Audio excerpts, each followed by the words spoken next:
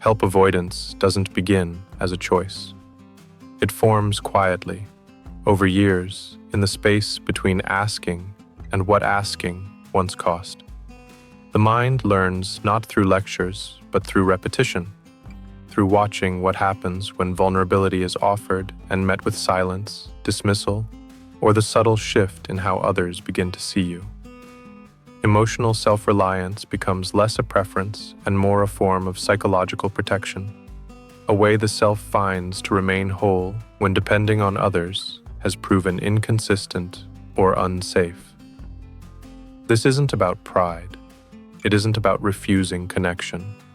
It's about the quiet calculation the mind makes when it realizes that silent endurance might preserve something that asking would jeopardize.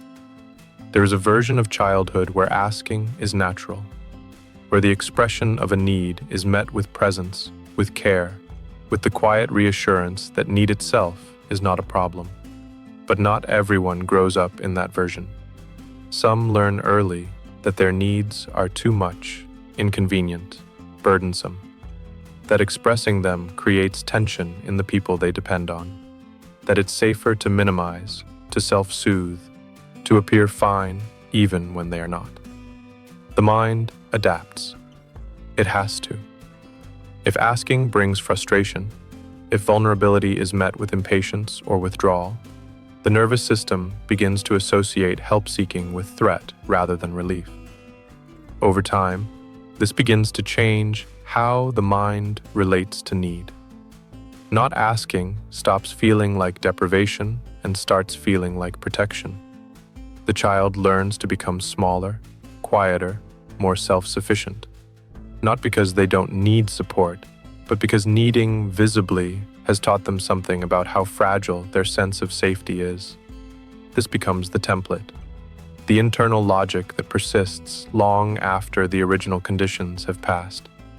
Even when surrounded by people who would help willingly, the mind hesitates. Because the hesitation isn't about the present. It's about what the body remembers. What looks like strength often starts as self-protection. Help avoidance doesn't always look like refusal. Sometimes it looks like deflection, answering "I'm fine" before the question is fully asked. Sometimes it's the careful construction of a life designed to need as little as possible from others. A job that doesn't require collaboration. Friendships kept at a distance where need never enters the conversation. A relationship where one person gives endlessly and the other learns to survive on scraps of reciprocity, afraid that asking for more would shatter the balance entirely. There is an exhaustion that comes with this.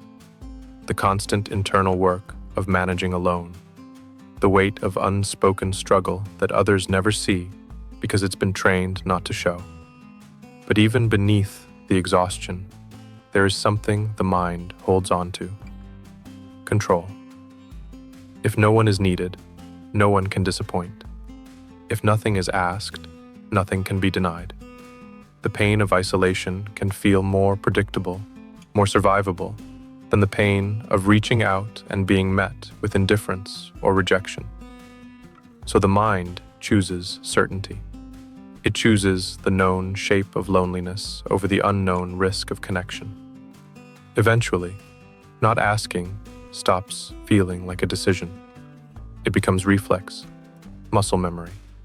The body tenses before the words can form. The throat tightens. The thought dissolves before it reaches speech. And in the aftermath, there is relief.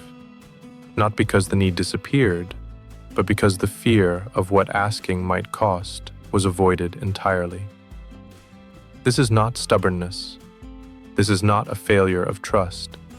This is the way a person learns to survive when the world taught them early that their needs were a problem to be managed rather than a part of being human to be met. There is something deeply lonely about carrying everything internally, about moving through the world appearing capable, independent, unfazed, while inside, the weight accumulates. The mind becomes skilled at compartmentalizing, at holding pain in one hand while performing competence with the other, at appearing whole while feeling fractured.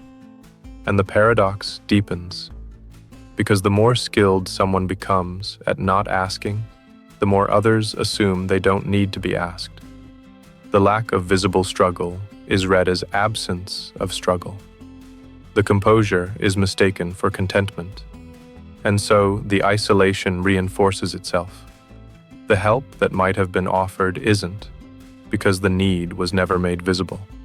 And the person who learned long ago not to ask finds confirmation in the silence. See, no one would have helped anyway. But underneath, there is often a quiet longing, not for someone to fix everything, not for rescue, just for someone to notice, to see past the surface, to ask in a way that doesn't require the careful weighing of whether it's safe to answer honestly. The mind doesn't forget how to need. It just learns to need quietly. Over time, the distance between internal experience and external presentation grows. The gap widens until it feels impossible to bridge, until the thought of asking feels not just difficult, but almost absurd, like trying to translate a language no one else speaks. How do you explain years of silent adaptation? How do you ask for help when you've spent so long convincing everyone, including yourself, that you don't need it? Help avoidance is not a refusal of connection. It's a response to what connection once required.